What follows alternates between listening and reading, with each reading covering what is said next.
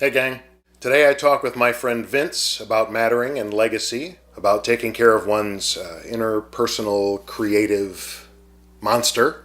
This discussion has a significantly different tone than ones I've had in the past. Vince has had to make some pretty significant sacrifices that he talks about, although somehow he still manages to keep a positive attitude. Somehow, in a pretty admirable way, I think. In that regard, it's pretty inspirational. I'd be interested to see what you guys think, so let me know.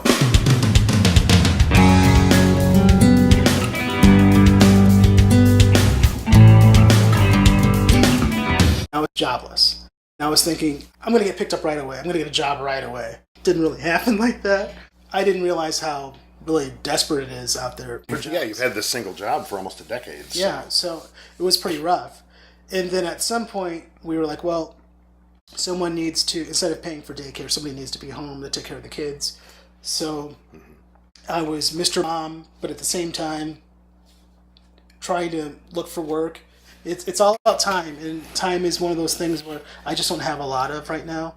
I don't have the time to properly to paint anymore, so that's why I do a lot more photography and I do a lot more like printmaking, because for me I can do the automatic cutting with lino cuts, and it's a lot quicker than me sitting down and trying to paint or do a woodcut.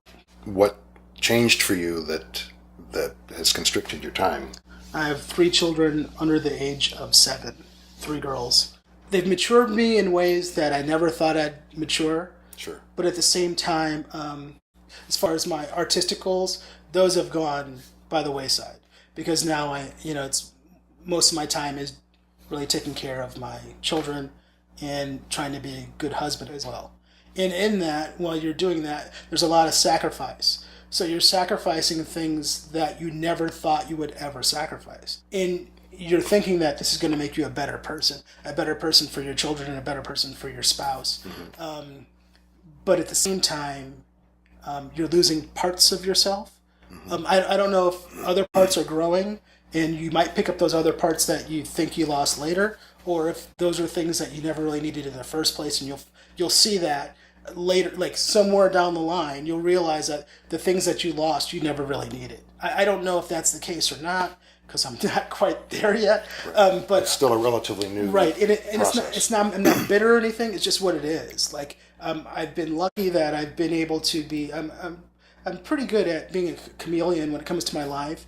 I try not to let things keep me down for too long. Mm-hmm. If you can't be positive in a situation like that, there's only 2 really choices. You could either be a downer for the people around you, or you're gonna say fuck it, and that's a wrap. So it's either I'm going to be a complete drag on everybody else, or I'm going to end my life.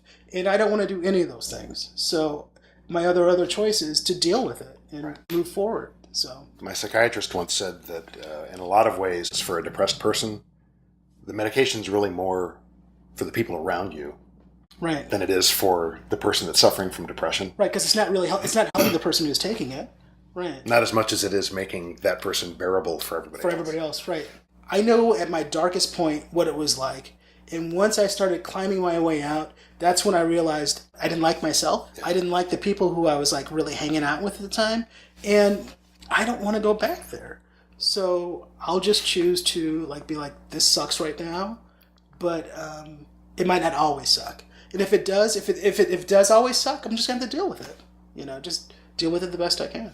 Because you're in this transition phase, you're still grappling with versions of what am I going to do now? So how are you keeping yourself from, losing your marbles?